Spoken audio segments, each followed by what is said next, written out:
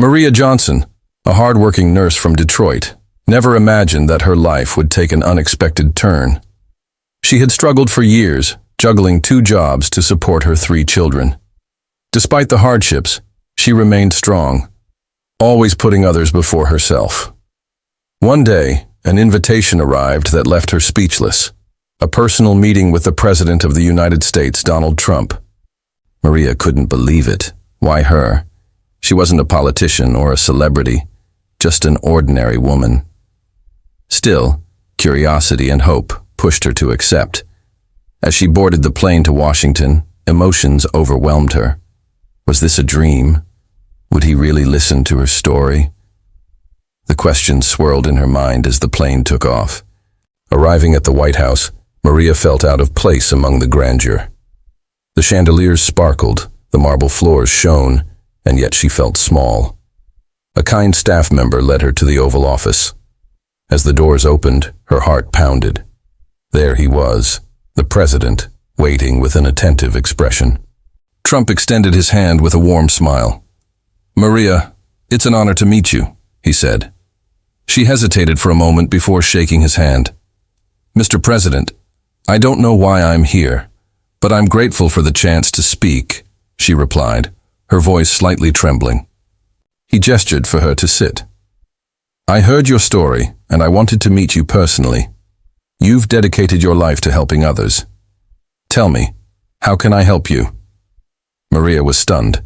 She had expected a formal conversation, but his sincerity caught her off guard. Maria took a deep breath. "Mr. President, nurses like me are struggling. We work long hours, often underpaid, and the healthcare system makes it harder for us to care for patients properly." Her eyes welled up, but she held back the tears. She had to be strong. Trump listened intently, nodding. "I admire your dedication. I know the system isn't perfect. Tell me what changes you believe would make the biggest difference." Maria was surprised. He was genuinely asking for her opinion. She cleared her throat and spoke from the heart. "Better wages, more resources for hospitals, and support for single parents like me. It's hard to care for others when we're barely surviving ourselves," she said. Her voice cracked, and she looked down. This was her reality, and now she was pouring it out in front of the most powerful man in the country. Trump leaned forward. "Maria, you're not just speaking for yourself. You're speaking for thousands of hard-working people. I want to do something about it." He turned to an aide. "Let's look into healthcare funding for nurses immediately." Maria gasped. Was this really happening? A tear slipped down her cheek. "Thank you," she whispered. The weight of her struggles felt lighter for the first time in years. The president reached for a box of tissues and handed it to her. "Maria, your story matters," Trump said. "People like you keep this country running. You deserve to be heard." Maria wiped her tears, feeling a sense of validation she had never experienced before. Someone finally saw her, and not just as a struggling mother or nurse, but as a person who mattered. The conversation continued for nearly an hour.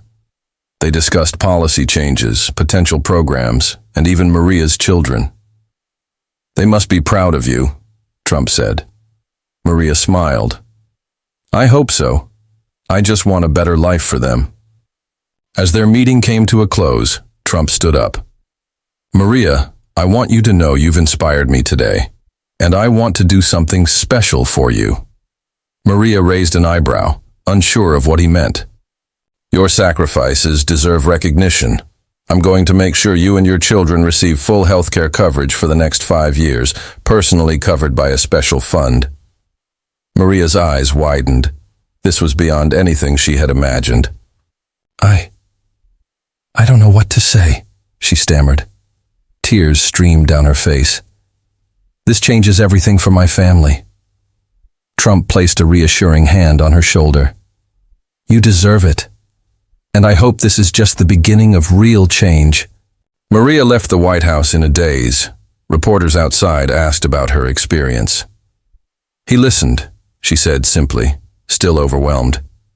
He really listened, and he cared. It felt surreal, but she knew her life had changed forever. Returning home, Maria hugged her children tightly. "We're going to be okay," she whispered. That night she lay awake, replaying the moment over and over. A single meeting had given her hope. Days later, Maria received a call. It was a follow-up from the White House. "We're already working on a proposal to improve nurse salaries and benefits. The president wanted you to know that your voice made an impact." Maria's story spread across the nation. People reached out with support and encouragement. Strangers sent letters thanking her for speaking up. "I never thought I'd be heard," she told a news anchor. "But today, I believe in change." Months later, a new bill passed, offering better wages and benefits to nurses across the country. Maria stood proudly, knowing she had played a part in it. And as she tucked her children into bed, she whispered, "Sometimes, kindness comes from where you least expect it, and sometimes one voice can make all the difference."